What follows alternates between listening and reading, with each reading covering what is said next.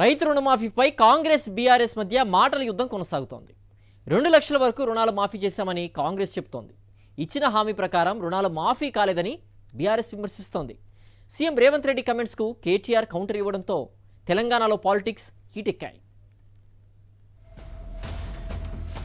తెలంగాణలో రైతు రుణమాఫీ చుట్టూ రాజకీయం నడుస్తోంది. ఇచ్చిన మాట నిలబెట్టుకుంటామని అధికార పార్టీ కాంగ్రెస్ చెబుతోంది. ఈ నెల 15 నాటికి 2 లక్షల రూపాయల వరకు రుణమాఫీ చేశామని స్పష్టం చేస్తోంది. రుణమాఫీ చేస్తే రాజీనామా చేస్తానన్న హరీష్ రావు సవాల్ను సీఎం రేవంత్ రెడ్డి గుర్తు చేశారు. ఆయన ఎప్పుడు రాజీనామా చేస్తారని ప్రశ్నించారు. ఆనాడు హరీష్ రావు సవాలు విసిరిండు, మీరు రైతు రుణమాఫీ చేయండి, నేను సిద్దిపేట ఎమ్మెల్యేకు రాజీనామా చేస్తా, మళ్ళా ఎన్నికల్లో పోటీ చెయ్యనని. నీకు సీము నెత్తురుంటే, సిగ్గు లజ్జ ఉంటే రాజీనామా చెయ్యి. మాట తప్పని పార్టీ కాంగ్రెస్ పార్టీ రుణమాఫీ చేసింది.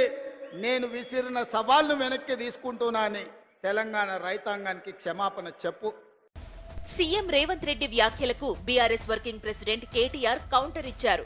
100% రుణమాఫీ జరిగిందని నిరూపిస్తే తాను రాజకీయ సన్యాసం చేస్తానని సవాల్ విసిరారు. రేవంత్ రెడ్డి సొంత నియోజకవర్గం కొడంగల్లోనే రైతులతో చర్చిద్దామన్నారు. 100% రుణాలు మాఫీ అయ్యాయని రైతులు చెబితే తాను రాజకీయాల నుంచి శాశ్వతంగా తప్పుకుంటానని ఛాలెంజ్ చేశారు కేటీఆర్. రేవంత్ రెడ్డి గారు, నీకు చిత్తశుద్ధి ఉంటే నీ నియోజకవర్గానికే పోదాం రా. మండల్ నీ ఇష్టం, ఊరు నీ ఇష్టం. రైతు వేదికలు కట్టిండు కేసీఆర్, మంచిగా రైతులను కూర్చోబెట్టు.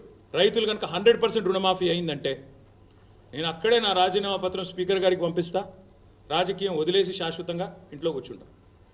ఒక్క ఊర్లో, ఏదన్నా ఒక్క ఊర్లో చెప్పిస్తావా? మొత్తం 31,000 కోట్లు రుణమాఫీ చేయాలని బీఆర్ఎస్ నేతలు అంటున్నారు. ఇప్పటి వరకు దాదాపు 18,000 కోట్ల రుణాలు మాత్రమే మాఫీ చేశారని తెలిపారు. పూర్తిగా రుణమాఫీ చేశామని రైతులను కాంగ్రెస్ ప్రభుత్వం దగా చేస్తోందని మండిపడుతున్నారు. రైతుల నుంచి 1,00,000కు పైగా ఫిర్యాదులు వచ్చాయని బీఆర్ఎస్ చెబుతోంది. ఈ ఫిర్యాదులను గవర్నర్ దృష్టికి తీసుకెళ్తామని కేటీఆర్ తెలిపారు.